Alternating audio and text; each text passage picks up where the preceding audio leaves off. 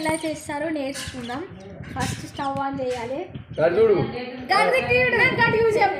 సరే చెప్పండి. First stove on చేయాలి, కడాయి పెట్టాలి, ఆయిల్ వేయాలి. ఆయిల్ వేసి బగారాకి వేసి పువ్వు వేయాలి. పువ్వు వేయాలి. ఏం చేయాలంటే అందులో దాల్చిన చెక్క వేయాలి. తర్వాత ఏం చేయాలి, సాజీర వేయాలి. తర్వాత ఆవాలు జీలకర్ర వేయాలి.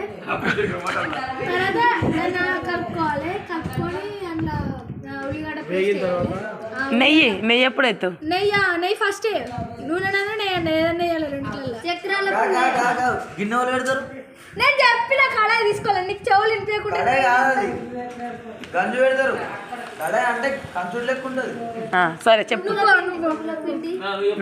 ఆయన ఏం చేయాలంటే ఉల్లిగడ్డ పేస్ట్ వేయాలి. తర్వాత కొంచెం అల్లం పేస్ట్ వేయాలి. నేను చెప్తాను. ఆయనతో ఏం వేయాలంటే అది గోల్డెన్ బ్రౌన్ కలర్ అయినాక అల్లం మటన్ కడగాలి.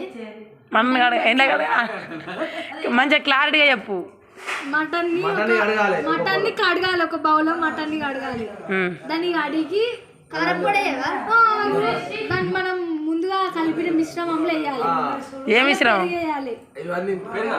అలా పెరిగేయాలి. పెరిగేసి నిమ్మకాయ పిండి ఉప్పు కారం వేసి మసాలా పొడి వేసి కలిపి ఒక 30 నిమిషాలు అయినాక తీయాలి. హాఫ్ అన్ అవర్ తర్వాత మటన్ వేడి మటన్ రెడీ. తర్వాత కొత్తిమీర మసాలా వేయరా? నువ్వుల పొడి ఎప్పుడు వేస్తావు? నువ్వుల పొడి వేయద్దు. వేయద్దా మటన్లో? మరి ఏం పొడి వేస్తారు? మటన్ రెడీయా? సిరి బజార్ల పువ్వు అంటే బజార్లో ఎక్కడ ఉంటుంది? బజార్ల పువ్వు కాదు, బగార పువ్వు కాదు. బండ పువ్వు. బండ పువ్వు ఎప్పుడు వేయాలి? ఫస్ట్ వేయాలి. ఫస్ట్ అంటే ఫస్ట్ మనం బగారాకి ఎత్తాం కదా, నూనెలేనా వాటి నార్మల్ యాలకు లవంగాలు ఎప్పుడు అవుతావు?